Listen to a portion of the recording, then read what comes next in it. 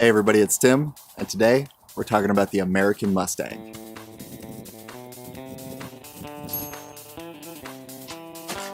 So first things first, I am not a horse guy.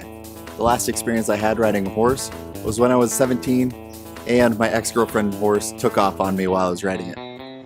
I didn't know how to ride. Needless to say, my guys downstairs hurt like crazy and I really haven't rode since. So a few weeks ago, my cowboy friend TJ Sabatka suggests that I paint a Mustang. I was hanging out at a bonfire party and I get to talking to this guy. He says, "You won't believe this, but I own the most perfect Mustang you can ever find." A few days later, I met him at the ranch.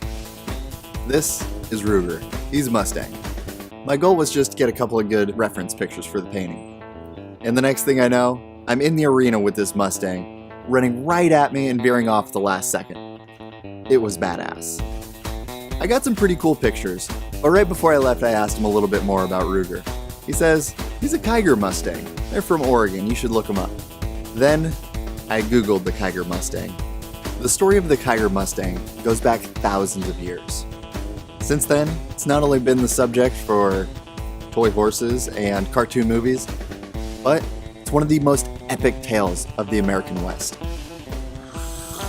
Now everybody knows that in 1492, Columbus sailed the ocean blue.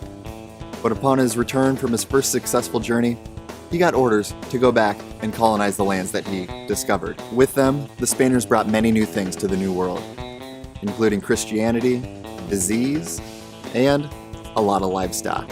Most importantly for this story, the domesticated horse. But these Spanish explorers and conquistadors didn't just bring any horse, they brought the best of the best.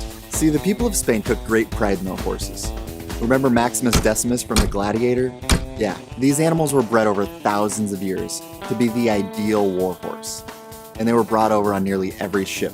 Over the next few hundred years, colonization took the Spaniards from the Caribbean to Central and South America, all the way up to what we now know as the Western United States. Over time, some of these prize horses escaped, were stolen, or simply released. These bands of wild horses were referred to as Mustaño, or wild, unclaimed. And eventually, this became a slang word that we still use today, the Mustang. By the late 1800s, these horses were freely roaming in the West, and they were far superior to any horse available to the United States cavalry. They simply couldn't be caught or contained. In an attempt to slow them down and control them, they released vast amounts of lesser quality, unwanted horses to hopefully dilute the Mustang bloodline. And eventually, it worked. But in some of the most remote areas out west, some of that pure bloodline lived on. In 1971, the United States government passed the Wild Horse and Burro Management Act. This meant the United States government had to keep tabs on all the wild horses in the United States. Shortly thereafter, on a wild horse roundup guided by Bureau of Land Management horse expert Ron Harding, they turned up 27 unusually similar looking horses in a box canyon in eastern Oregon. Harding noticed these horses had very unusual primitive markings, so they brought in a team from the University of Kentucky to run DNA tests on these Mustangs. What they found out confirmed his original hunch. These Mustangs' bloodlines went straight back to the original Spanish stock, which no longer exists in Spain today. These Mustangs living in Oregon are literally the last of their kind on the planet. Today, there are over 200 wild Kiger Mustangs living on federally protected land. Some of their main characteristics are wide-set eyes, small feet, and unique ears.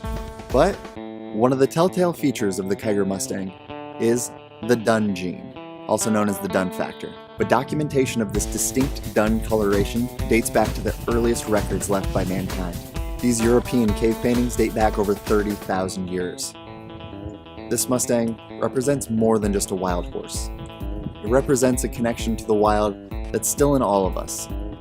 In the beginning, I set out just to paint a picture of a cool Mustang, but I ended up finding a connection to some of the earliest artists on the planet, and learning a whole lot more about an animal that has literally helped shape the world that we live in today. So, for the next week, I'll be painting more pictures of the Mustang. I hope you guys like them, hope you guys share them, and I hope you guys buy one. And until next time, see you guys later.